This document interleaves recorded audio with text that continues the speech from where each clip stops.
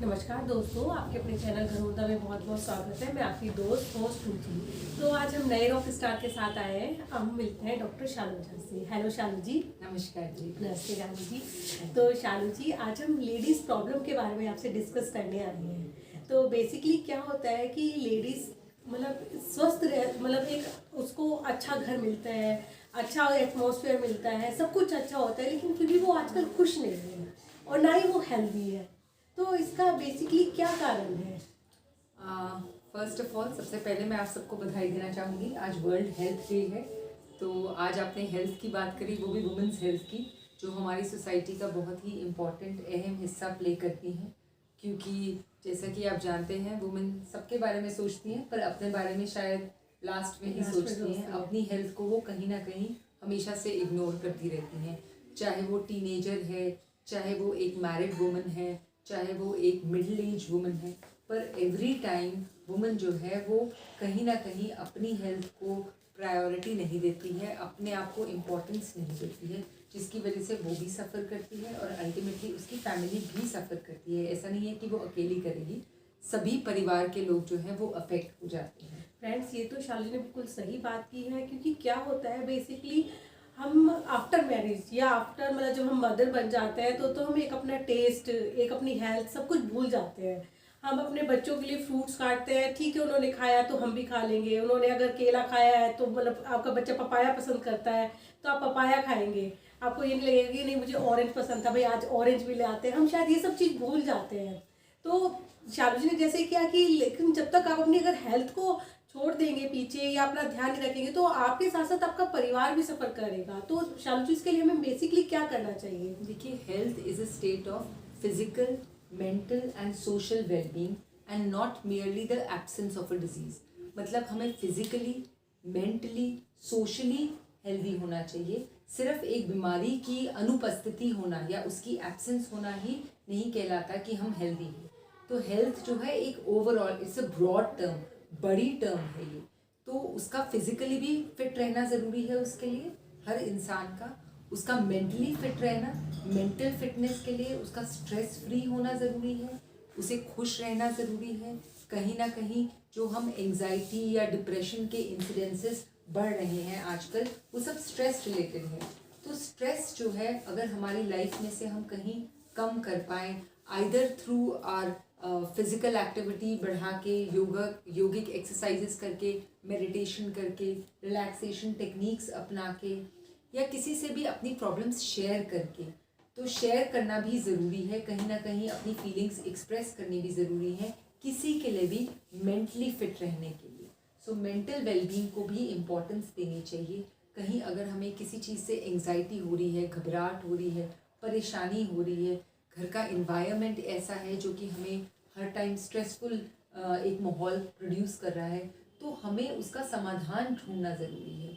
तो अपने आप को रिलैक्स करना ज़रूरी है, अपनी हेल्थ को प्रायोरिटी देना ज़रूरी है। देखिए, किसी की भी फैमिली में पूरा कंड्यूसिव एटमॉस्फेयर नहीं मिलेगा कि सब कुछ अच्छा हो, राइट। प्रॉब्लम सबके साथ आती हैं और हर किसी को लगता है कि दूसरे की प्रॉब्लम कम है, मेरी प्रॉब्लम बड़ी है। जिसे हम कहते हैं grass is greener on the other side. तो ऐसा नहीं होता है, सभी की लाइफ की अपनी प्रॉब्लम्स है। जो मेरी प्रॉब्लम है वो मैं जानती हूँ, जो आपकी प्रॉब्लम है वो आप जानते हैं। ऐसे ही सब हर कोई एक चक्की की तरह घूम रहा है, पिस रहा है, या जो भी फेस कर रहा है, पर उसे हम खुशी खुशी भी फेस कर सकते हैं, दुखी होके भी फेस कर सकते हैं। तो यानी कि आपका कहना है कि हमें हेल्थ मतलब अपनी हेल्थ के लिए सबसे बड़ा मेंटली अपने हेल्दी रहना बहुत जरूरी है। मेंटल वेलबींग की इम्पोर्टेंस बहुत ज़्यादा है।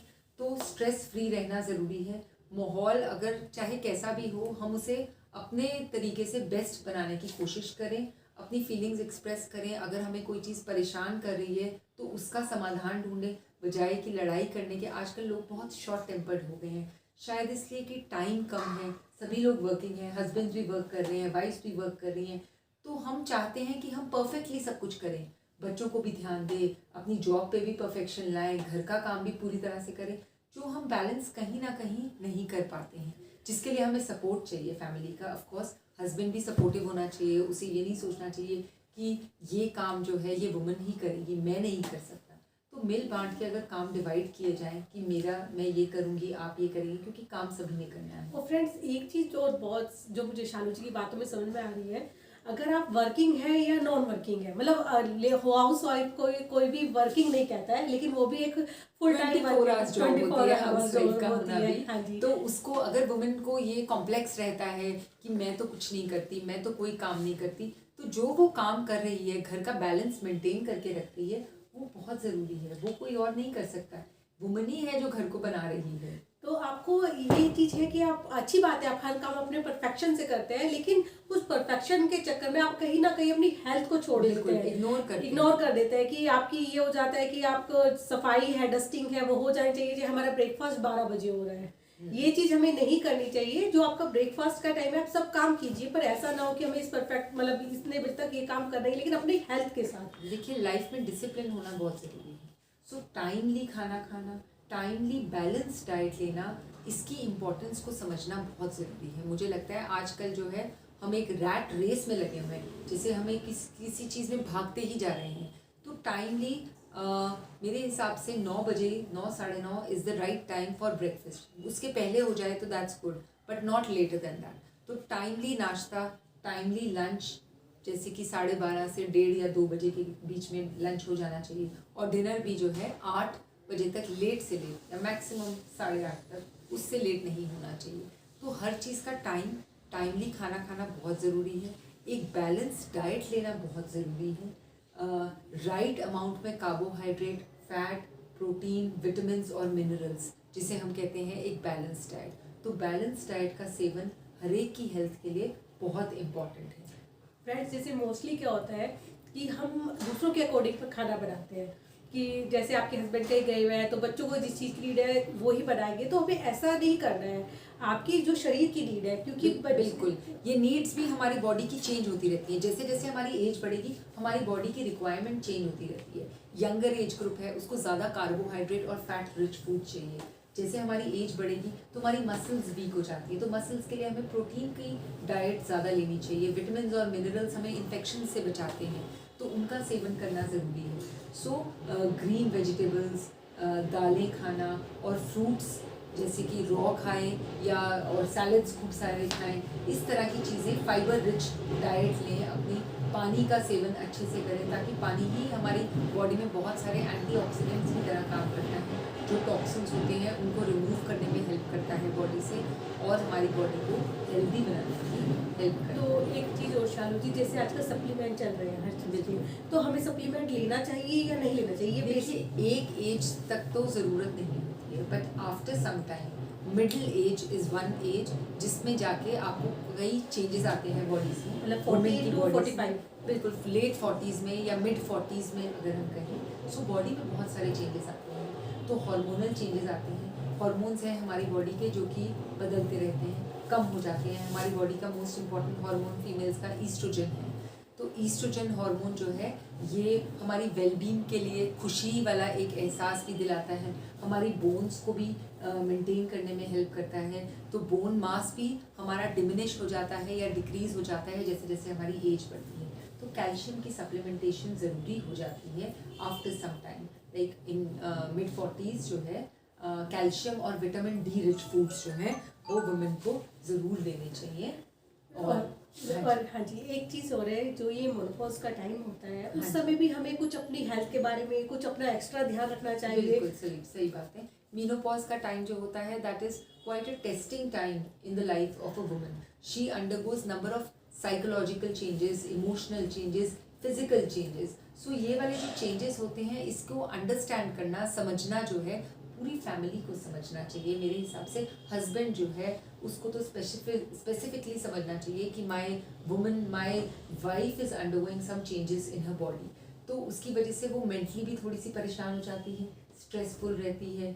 उसे कभी कभी पैल्पिटेशंस होंगी, जैसे कि धड़कन तेज़ होना जिसे हम कहते हैं, पसीना ज़्यादा आएगा, स्वेटिंग जिसे हम कहते हैं, और भी बहुत सारे, वो इमोशनली भी डिस्टर्ब हो सकती है, परेशानी, छोटी सी बात को लेके ज़्यादा परेशान हो सकती है, चिड़चिड़ी हो सकती है। तो ये सारी चीज़ें जो हैं ये हार्मोन्स की वजह से होती है। तो ये समझना चाहिए कि ये टेम्प्रेरी फेज़ है, पासिंग फेज़ है, उसको समझना है इस टाइम पे, उसको उसकी प्रॉब्लम को हमें बढ़ाना नहीं है, कम करना है। तो अगर उसे हेल्प की ज़रूरत है तो हम उसे हेल्प दें। डाइट में उसकी ध्यान रखना है कि विटामिन डी और कैल्शियम रिच फूड्स दें।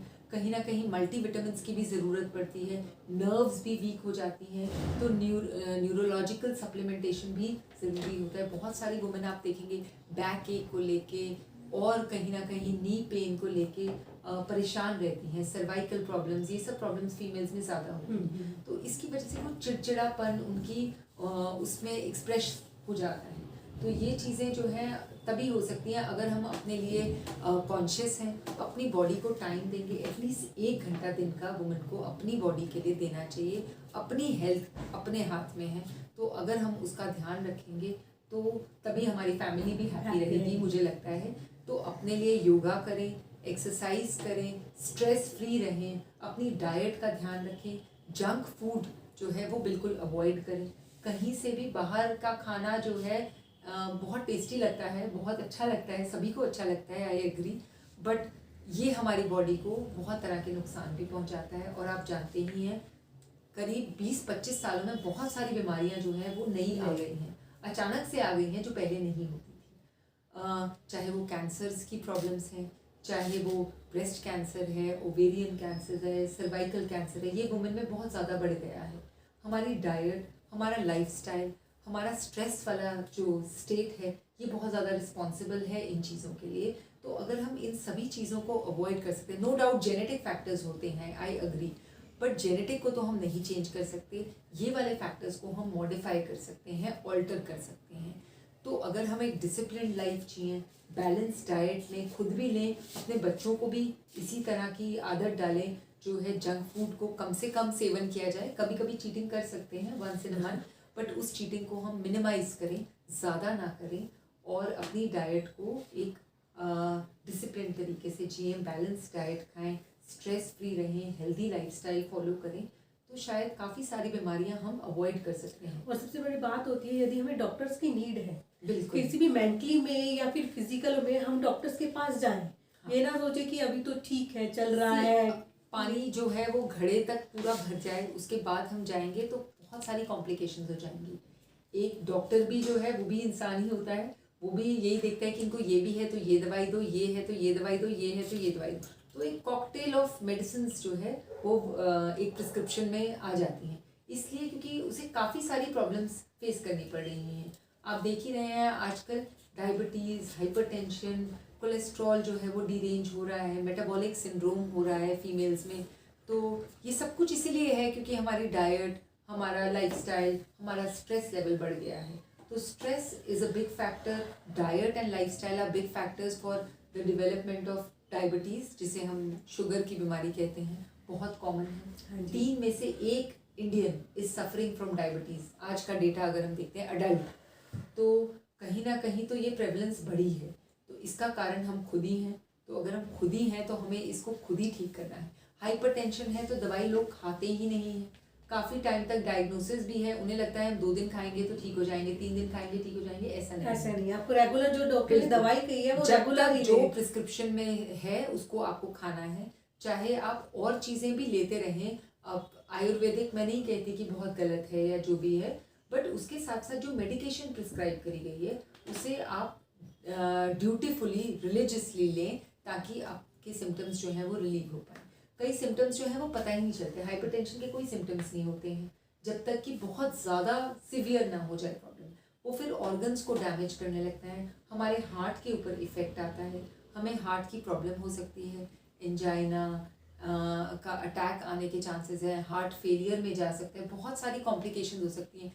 तो इन सभी कॉम्प्लिकेशंस को हम अवॉइड कर सकते हैं। बिल्कुल, अपनी डाइट, अपनी लाइफस्टाइल को ऑल्टर करके, अपना खान पान, रहन सहन स्ट्रेस फ्री रह के, मेंटली अपने आप को स्ट्रेस फ्री रख के ही हम अपनी प्रॉब्लम्स को इम्प्रूव कर सकते हैं। बहुत तो शालू जी, जैसे आप बेसिकली क्या करते हैं? मैं basically I am a pharmacologist. मैं श्री गुरु राम राय हॉस्पिटल में, मेडिकल कॉलेज में एसोसिएट प्रोफेसर हूँ फार्माकोलॉजी डिपार्टमेंट में। तो MBBS स्टूडेंट्स को पढ़ाना सेकेंड ईयर का सब्जेक्ट होता है pharmacology, which deals with medicine.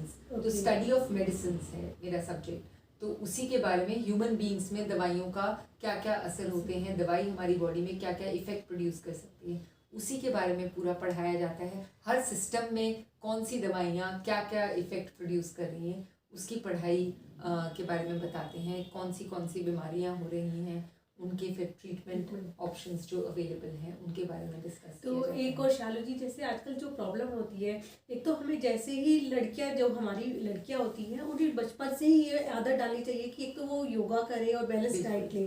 लेकिन फिर भी कुछ ना कुछ प्रॉब्लम हो रही है, कुछ तो थोड़ा आजकल कंसीव करने में बहुत प्रॉब्लम हो रही है कि कंसीव होता लेट है, और जब होता है तो उसके आफ्टर 3 मंथ्स 80% जो लेडीज होती है वो बेड रेस्ट पर चली जाती है।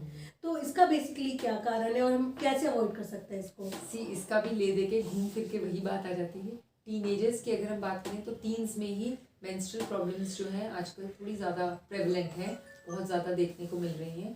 तो PCOD जिसे हम कहते हैं पॉलीसिस्टिक ओवेरियन डिजीज़ या पॉलीसिस्टिक ओवेरियन सिंड्रोम, बहुत सारी फीमेल्स में आजकल देखने को मिलता है, जिसका भी कारण स्ट्रेस और डाइट है।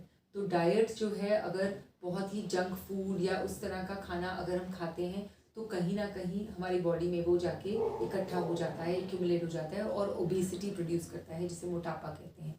इस मोटापे की वजह से ओवरीज में सिस्ट बन जाती हैं। काफ़ी सिस्ट की आजकल बहुत प्रॉब्लम हो रही है बेसिक, तो वो बहुत सारी सिस्ट बन जाती हैं जिसकी वजह से ओव्यूलेशन होने में प्रॉब्लम होती है। तो ओव्यूलेशन नहीं होगी तो फिर फर्दर कंसीव होने में प्रॉब्लम हो जाती है। तो इसके लिए भी हमारी डाइट बहुत बड़ा रोल प्ले करती है। तो अगर हम अपनी डाइट को सही रखेंगे, अपने आप को स्ट्रेस फ्री रखेंगे और मोटापे से बचेंगे, सबसे ज़रूरी है, तो हम अवॉइड कर सकते हैं ये वाली प्रॉब्लम। और कंसीव की प्रॉब्लम और भी ज़्यादा हो गई है क्योंकि लेट मैरिज हो रही है, लेट कंसीव करने का ट्रेंड बन गया है, because everybody is working nowadays. तो कहीं ना कहीं उसकी वजह से वी आर ऑल सफरिंग, क्योंकि लेडीज का एक सर्किल होता है, मतलब वो एक आपका नेचुरल सर्किल होता है, जिसे आप छेड़ नहीं सकते। तो अगर हम उसी की एज के बीच में कंसीव करें तो शायद हमें वो प्रॉब्लम फेस ना करनी पड़े। डेफिनेटली उसका तो इफेक्ट है ही, पर अगर उसको अवॉइड नहीं कर सकते हैं तो कम से कम अपनी डाइट और अपने लाइफस्टाइल को तो हम मॉडिफाई कर सकते हैं।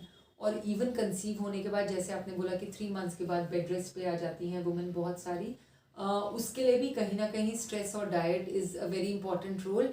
क्योंकि हम लोग पूरा टाइम इतने ओवर कॉशियस हो गए हैं, ओवर सेंसिटिव हो गए हैं हर चीज़ को लेके कि ये नहीं करोगे, ये करोगे तो ये हो जाएगा, वो करोगे जैसे पहले क्या, मतलब आज से 17-18 मेरी शादी को 18 साल हो गए, तो पहले ये था कि नहीं, आप झाड़ू लगाओ, पोछा करो, जितनी एक्सरसाइज करोगे उतने अच्छे से डिलीवरी होगी, यही बोला जाता है। अच्छा, और उस समय नॉर्मल डिलीवरी तभी होती थी जब फिजिकल एक्टिविटी ज़्यादा से ज़्यादा रखी जाती थी। तो आजकल नॉर्मल डिलीवरी का भी जो वो है वो कम हो गया है। हम ओवर कॉन्शियस भी कम हो कि मतलब ये ना हो कि हम ये काम नहीं कर सकते, हम कर सकते हैं जब तक हम, अगर हमें कोई प्रॉब्लम नहीं है तो अगर डॉक्टर कहता है कि आपको ये सब अपनी फिजिकली अपने आप को एक्टिव रखना है, इन्वॉल्व रखना है, एक्सरसाइज करनी है, योगा करना है, तो कंसीव करने के बाद बहुत सारी हैं एक्सरसाइजेज जो कि ड्यूरिंग प्रेगनेंसी करी जाती हैं। उसके ऊपर भी आप देखेंगे इंटरनेट पे बहुत सारा डेटा अवेलेबल है, बहुत इन्फॉर्मेशन अवेलेबल है जहाँ से हम गैदर कर सकते हैं कि हमें स्पेसिफिकली ड्यूरिंग प्रेगनेंसी, उसके ऊपर किताबें भी आती हैं बहुत सारी।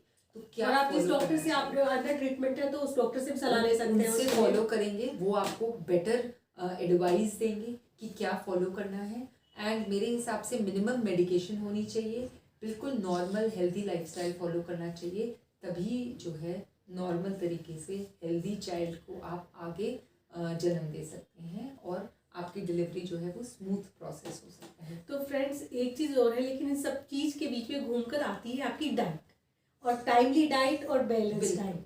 टाइमली हेल्दी खाना खाना, बैलेंस तरीके से जीना, तभी जो है आप सक्सेसफुल हो पाएंगे और अपनी फैमिली को भी अच्छे तरीके से उसकी देखभाल कर पाएंगे।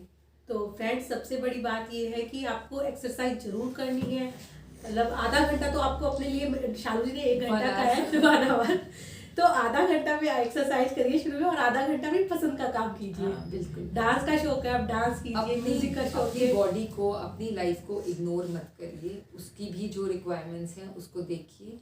और बाकी लोग तभी समझेंगे जब आप खुद समझेंगे, तो पहले खुद समझिए कि आपको क्या चाहिए, फिर तभी अपनी फैमिली वाले जो हैं वो आपके टुवर्ड्स जो हैं वो अंडरस्टैंड कर पाएंगे कि आपकी क्या रिक्वायरमेंट्स। सबकी रिक्वायरमेंट्स को देखते देखते अपनी रिक्वायरमेंट्स, अपनी नीड्स मत भूल जाइए। सबसे बेसिकली चीज़ ये है, आपकी अपनी फैमिली में अपना एक मेंबर समझिए। ये मत समझिए कि मैं मेंबर नहीं हूँ, जैसे और मेंबर्स का ध्यान रखती है वैसे ही एक मेंबर की तरह अपना भी ध्यान रखिए हर चीज़ में। तो फ्रेंड्स, इसी आशा में कि आप अपने खाने का जरूर अपनी मतलब डाइट चेंज करेंगे, हेल्दी डाइट लेंगे, टाइम से डाइट लेंगे और एक्सरसाइज ज़रूर करेंगे। अपने खाने का जिस भी एज ग्रुप में है आप उसके अकॉर्डिंग अपनी डाइट ज़रूर लेंगे।